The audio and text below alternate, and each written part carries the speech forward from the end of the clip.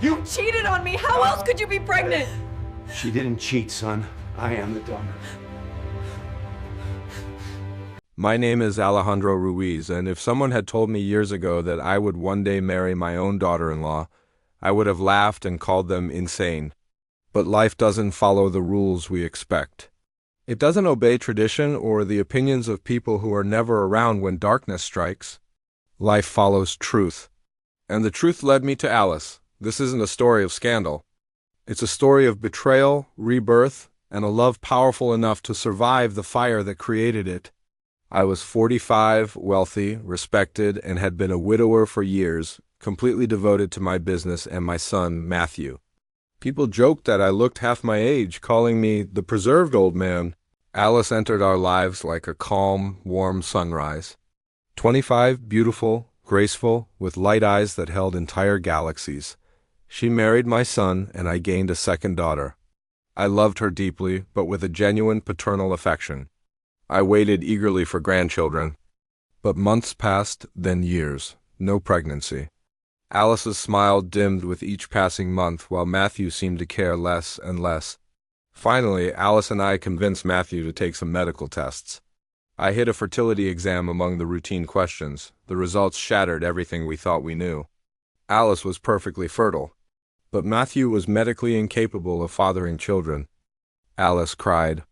I cried too, not for myself, but for the extinction of the Ruiz bloodline.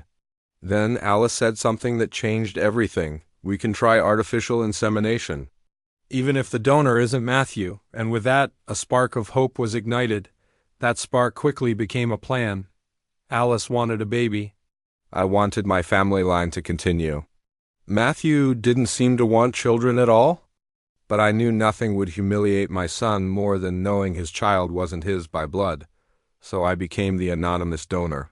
I told myself it was noble, logical, that it was for the family. But the truth? A small part of me wanted to create life with Alice. When she told me she was pregnant, tears filled my eyes before she even finished the words. My son's my blood? 3 months into the pregnancy, we planned a surprise dinner. Alice presented the pregnancy test to Matthew joyfully. But Matthew froze, then he exploded. Who got you pregnant? I can't have children. I got a vasectomy months ago. Alice's face turned white. My blood turned to fire. He wasn't infertile. He had voluntarily chosen sterility. Why would you do that, Matthew? Alice cried. His answer was a dagger. Because I love someone else. I want kids with her, not you. Our marriage is over. I stepped out from the next room and slapped my son across the face. The sound cracked through the house like thunder. You are a disgrace, I roared. You have betrayed your wife, your family. Your name. The marriage died that night. Alice divorced Matthew. He left with his mistress, and I expelled him from my home and my life. But Alice had nowhere to go, no support, pregnant and heartbroken. I brought her to my mansion and promised her stability until the twins were born. I cared for her, attended appointments, and spoke to her belly every night. She thought I was just excited to be a grandfather, but my heart already knew otherwise. The boys were born perfect, healthy, and strong. As they grew, the truth wrote itself across their faces, my blue eyes, my hair, my jawline. Alice began to notice. Finally, one evening I confessed. Alice, the donor, was me. She smiled softly. I already knew, Alex. She touched my hand gently.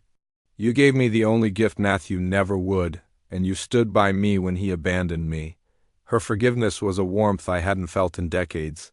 Months passed. We grew closer, laughing, raising the twins, and healing together. We were two souls abandoned by the same man. And love grew naturally. Finally, one evening, trembling like a teenager, I confessed my feelings. Alice whispered, I love you too. The kiss we shared that night rewrote both our destinies. We married quietly. Alice was radiant, and our twins carried the rings. Matthew learned from gossip that his ex-wife had become his stepmother. He confronted me, furious and ashamed, but I stood tall. You lost Alice by your own actions. You lost your family long before I ever loved her. Years passed. Alice gave birth to our daughter. Our family became whole. My son's infidelity ended one family, but it created another, a stronger one, built not on obligation, but on genuine devotion. Alice was never meant to be my daughter-in-law. She was meant to be my wife. Fate simply took the long road to bring us together. Thanks for watching.